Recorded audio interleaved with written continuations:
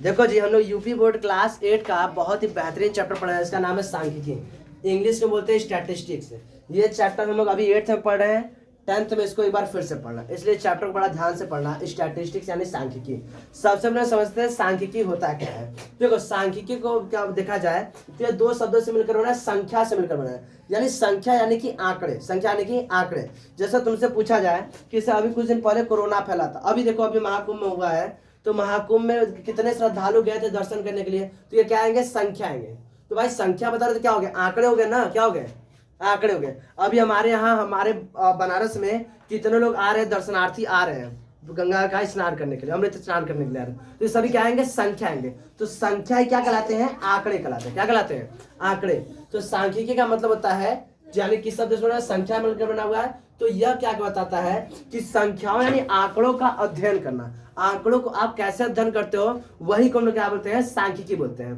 तो सांख्यिकी किसे करते हैं, तो क्या बताओगे, यह गणित की वह शाखा है, यह गणित की वह शाखा है जिसमें हम लोग आंकड़ों का अध्ययन करते हैं, वह क्या कहलाती है, सांख्यिकी कहलाती है। इंग्लिश में स्टैटिस्टिक्स। बात समझ रहा है, तो सिंपल लिखोगे कि यह गणित की वह शाखा है जिसमें संख्याओं का यानी आंकड़ों का अध्ययन किया जाता है, सांख्यिकी कहलाता है। बात सुना है, सांख्यिकी क्लियर हो गया। अब देखो ध्यान से, अब हम लोग आंकड़े किसे कहते हैं, तो कोई भी नंबर, कोई भी आपके पास सुव्यवस्थित समूह है, उसका कोई भी संख्या आता है तो उसी को हम लोग आंकड़े बोलते हैं। आंकड़े दो हो सकते हैं, या तो वर्गीकृत आंकड़े होंगे या तो अवर्गीकृत आंकड़े होंगे। बात समझ रहा है, या तो आंकड़े कैसे होंगे, वर्गीकृत होंगे। जैसे हम पूछे कि अब ऐसे बताओ, जैसे हम पूछे मेरे क्लास में कितने बॉयज हैं और कितने गर्ल्स हैं, तो ये एकदम सुव्यवस्थित हो गया, ये वर्गीकृत है। लेकिन पूछे कि इस बेंच पर कितने लड़के हैं, उस बेंच पर कितने हैं, उस बेंच पर कितने, उस बेंच पर कितने, तो ये सब क्या होगा, अवर्गीकृत। भाई इसमें लड़का भी होगा, लड़की भी होगा, लड़का भी होगा, लड़की भी होगा, तो ये अवर्गीकृत आएगा। बात समझ रहा है। तो क्या बताओगे, आंकड़े कैसे होते हैं, दो हो सकते हैं, या तो वर्गीकृत हो या तो अवर्गीकृत। बात समझ रहा है। आंकड़े किसे कहते हैं, क्लियर हुआ। यानी कोई भी आपके पास इंफॉर्मेशन यानी कि जानकारी है, उसका संख्यात्मक मान, किसी भी जानकारी का संख्यात्मक मान क्या कहलाता है, आंकड़ा कहलाता है। कोई दिक्कत। अब देखो ध्यान से, तो आंकड़ों का अध्ययन करते तो उसमें पहला पॉइंट हम लोग पढ़ेंगे, केंद्रीय प्रवृत्ति की माप करना। केंद्रीय प्रवृत्ति की माप करना। केंद्रीय प्रवृत्ति का मतलब होता है कि जैसे आप समझो, जैसे आपका टेबल है, तो टेबल का कोई एक मध्य बिंदु का क्या होगा, मध्य बिंदु का। उस मध्य बिंदु को आप अगर पकड़ोगे, उस मध्य बिंदु को पकड़ोगे, तो लगभग आप सभी बिंदुओं पर, इस टेबल के सभी बिंदुओं पर अपना एक तरह से कंट्रोल बना सकते हो। नहीं बना सकते हो। जैसे आप जाते हो दाल चावल चीनी लेने के लिए, तो उसमें एक पन्नी बांध के देता है, प्लास्टिक बांध के देता है, इस तरह से देता है बांध के, ठीक है, ये इस तरह से बांध के दिया, यहाँ पे ऐसे बांध दिया, तो अगर इस तरह से पकड़ेंगे तो आपका गिर जाएगा। लेकिन उसके केंद्रीय प्रवृत्ति रहती है, अगर इसको हम पकड़ लेते हैं तो लगभग सभी बिंदुओं पर हमारा क्या होगा, बराबर पकड़ हो जाएगा, यहाँ से पूरा एक कंट्रोल रहता है। तो उसी तरह क्या होता है, आंकड़ों में भी एक केंद्रीय प्रवृत्ति, एक केंद्रीय बिंदु रहता है, केंद्रीय संख्या होती है, उसी को हम लोग निकालने, उसी को हम लोग अध्ययन करने जा रहे हैं। तो इसी को बोलते हैं केंद्रीय प्रवृत्ति की माप करना। अब देखो ध्यान से, तो क्या बताओगे कि दिए गए आंकड़ों में आपको जितने भी आंकड़े दिए रहेंगे, 1 2 3 4 जितने भी आंकड़े देंगे, उस आंकड़ों में कोई एक नंबर हो, कोई एक संख्या होगी जो लगभग समस्त आंकड़ों का प्रतिनिधित्व करती, क्या करती है, प्रतिनिधित्व करती है। यानी वो लगभग समस्त आंकड़ों को एक तरह से क्या करते हैं, उसको हैंडल कर, कंट्रोल करते हैं। बात समझ रहा है। क्या बताओगे, दिए गए आंकड़ों में एक संख्या ऐसी होती है जो लगभग सभी आंकड़ों का क्या करती है, प्रतिनिधित्व करती है। यह संख्या या तो मध्य में होती है या तो मध्य संख्या के आसपास होती है। बात समझ रहा है। यह संख्या या तो क्या होगी, मध्य में होगी या तो मध्य संख्या के आसपास होती है। बात समझ रहा है, आसपास होती है।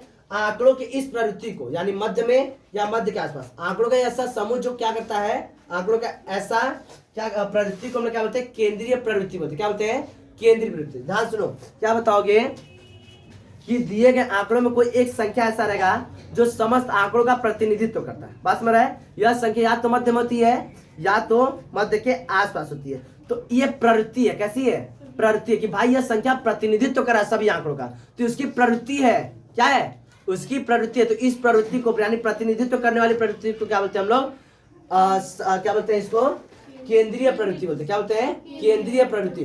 अब वो संख्या है ना, वो क्या है, कोई संख्या है, तो उस संख्या क्या बोलेंगे हम लोग, केंद्रीय प्रवृत्ति की माप। उस संख्या क्या बोलेंगे, केंद्रीय प्रवृत्ति की माप। ध्यान समझो, संख्या है वह क्या कर रही है, एक तरह से सभी आंकड़ों का प्रतिनिधित्व करती है। तो यह प्रवृत्ति है, उसके अंदर क्या है, प्रवृत्ति है, तो उसे क्या बोलेंगे हम लोग, केंद्रीय प्रवृत्ति। क्या बोलेंगे, जैसे आपके क्लास में एक मॉनिटर होगा, क्या होगा, मॉनिटर, जो लगभग सभी क्लास आपके क्लास का क्या करेगा, प्रतिनिधित्व करता है। तो उसकी वह प्रवृत्ति है, क्या है, प्रवृत्ति है कि सभी क्लास को क्या कर रहा है, एक तरह से कंट्रोल कर रहा है। तो उस प्रवृत्ति को क्या बोलेंगे हम लोग, केंद्रीय प्रवृत्ति। क्या बोलेंगे, केंद्रीय प्रवृत्ति। या तो ये सेंटर में रहता है तो क्या होता है, सेंटर के आसपास। लेकिन उस संख्या यानी उस बच्चे को, उस संख्या क्या बोलेंगे हम लोग, केंद्रीय प्रवृत्ति की माप, यानी कि वह नंबर में है, क्या है, नंबर। बात समझ आया, आगे बढ़े।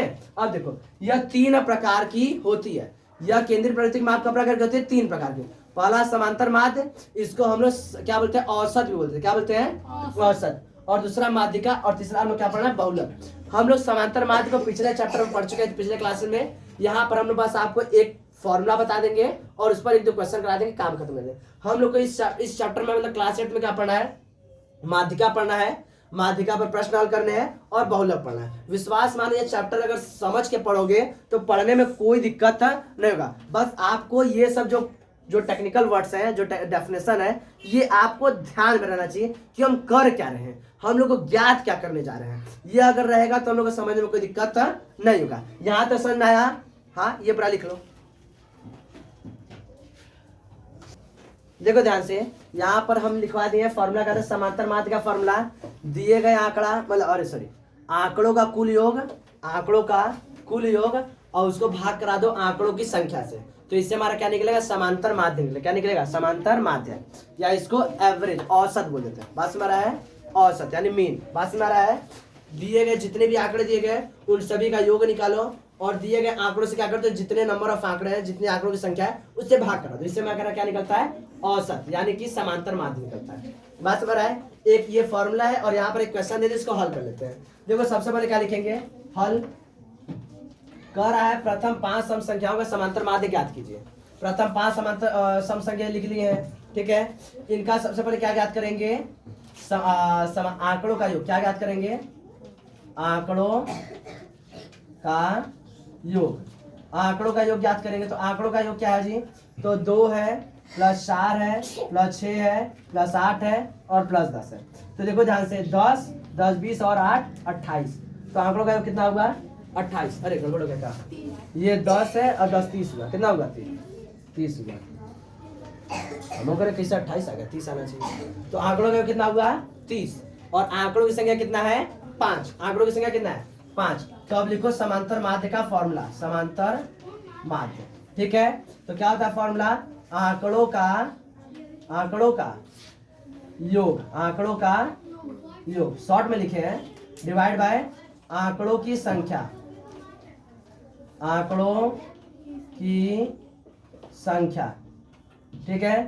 तो आंकड़ों का योग कितना है, 30 और आंकड़ों की संख्या 5, भाग किया, आंसर कितना है, 6। आंसर कितना है, 6। या तो मध्य में होगा, या तो मध्य में है, या तो मध्य के आसपास होता है। तो ये क्या है, तुम्हारा समांतर माध्य है। तो इसकी प्रवृत्ति, ये लगभग सभी संख्याओं क्या कर रहा है, इधर से प्रतिनिधित्व करेगा।